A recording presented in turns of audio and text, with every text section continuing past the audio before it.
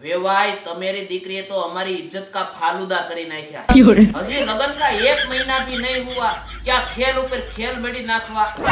हाव आवा संस्कार देवाता है तुम्हारे। बात तो सही है। और वेवाई तुम्हारी बायड़ी पाछा मेरे दीकरे को फोन करती है और धमकावती है, अगर काई मारी दीकरी को किरा ना तो सीधा छूटा छेड़ा करी नाखेंगे। तो हूँ वेवाई आ कई ढींगला पोत्या का रमत था क्या सीरियल की जैसे तुम छूटा छेड़ा करी नाखोगे?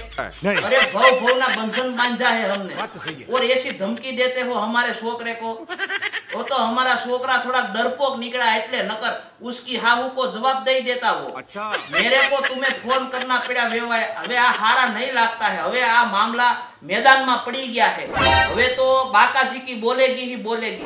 तुम्हारी दीकरी को भाई समझावी जावाना है कि आया नत नवा खेल नहीं हालेगा उसका। बात तो सही है। वेवाय तुम्हारी बायडी बोले ऐसा व्यवहार हमारे खानदान में नहीं हालेगा।